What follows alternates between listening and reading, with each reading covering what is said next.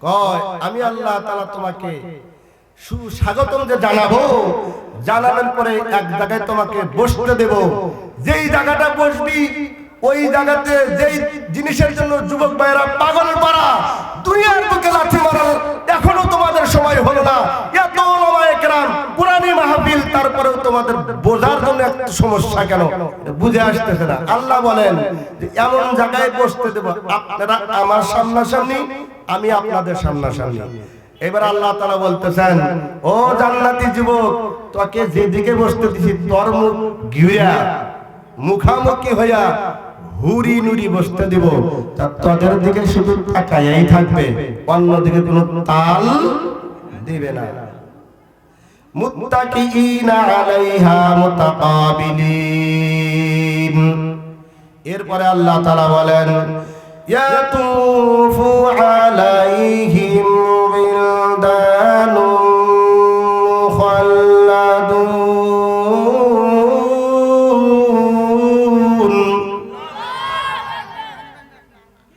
ও জান্নাতি মেহমান, তোমার চতুর্দিকে ছোট ছোট শিশু কিশোররা এমন সুন্দর সুন্দর হাতের মধ্যে পেয়ালার মধ্যে শরবত নিয়ে তোমাকে মেহমানদারি করানোর জন্য পাগল পারা হয়ে যাবে। চতুর্দিকে তোমাকে তওয়াফ করবে আর এক আল্লাহর গুণগান গাবে।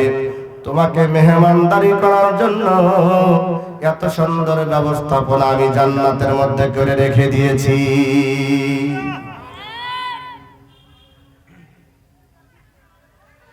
মুত্তাকিনা আলাইহা মুতাকাবিলিনা ইয়াতুফু আলাইহিম বিলদানুন মুখাল্লাদুন।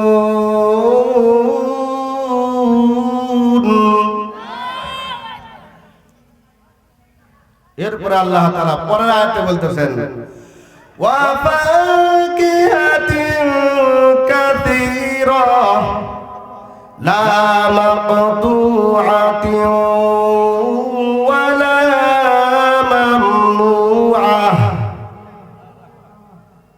বান্দা টেনশন করার দরকার নাই, তোকে আমি জান্নাতের মধ্যে এত সুন্দর এত বেশি বেশি ফলের ব্যবস্থা করে রেখে দিয়েছি।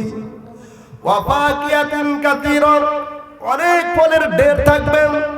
ওই ফলের গুণাগুণ সম্পর্কে অন্য অন্য ওলামায়ে কেরামের জবান থেকে অনেক কিছুই শুনছেন, শোনেন নাই? শুনছেন।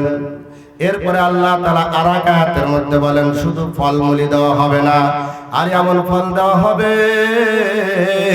যেই ফল কমবে না, খালি বাড়তেই থাকবে। দুনিয়ার মেম্বার চেয়ারম্যান, দুনিয়ার বড় পাতি নেতা, বড় নেতা, যত নেতা আছেন সব নেতার কাছে একাধিকবার গেলে নেতা ধমক দিয়ে কোন থেকে বের করে দেয়, ঠিক না ঠিক? রব্বুল আলামিন বলেন, ওয়া ফাকিহাতিন কাসীরাতিন লা মাকতুআতিন ওয়ালা মামনুআ, তোকে নিষেধ করা হবে না, খালি খাবি আর খাবি। এরপরে আল্লাহ তাআলা সূরা ওয়াকিয়ার মধ্যে বলেন, ওয়া লাহুমি তায়রিম মিম্মা ইয়াশতাহুন।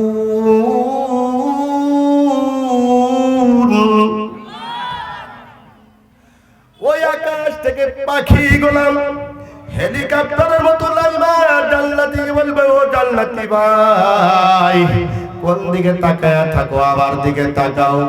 আমার এই পাখা যদি তুমি খাও, এই পাখার ভিতরে আলাদা কোয়ালিটি, আলাদা ব্যবস্থাপনা।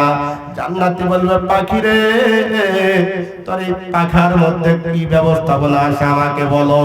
পাখি জবান খুলে দিবে, পাখি বলবে, জান্নাতি ভাই আমার এই পাখার ভিতর থেকে তুমি গুনাহগ্রস্ত খাইতে পারবা। জান্নাতি বলবে, ও পাখি তাহলে তোমার এই বাম পাখার মধ্যে কি পাওয়ার আছে বলো। ও জান্নাতি ভাই তুমি যদি আমাকে খেতে চাও তাহলে আমার এই বাম পাখার ভিতরে গুনাহগ্রস্ত আছে, সূরা খাইতে চাইলে সূরা পাইবা, আর গুনাহ খাইতে চাইলে গুনাহ পাইবা। এই জন্যই কবি বলেছেন, हुस्न कश आज रूए खूबा अश्कारा कर दई बस बस उसमें आशिका खुदरा तमाशा कर दई मरहबा जनाब और जनाब मरहबा मुसलमान भाईरा আমার ওই কবি বলেছেন এক একটা জান্নাতি হুরি নুরির গায়ে ৭০,০০০ নূরের পর্দা নূরের পোশাক ওই নূরের পর্দার ভিতর দিয়া ওই জান্নাতি হুরি নূরের সব চামড়া দেখা যাবে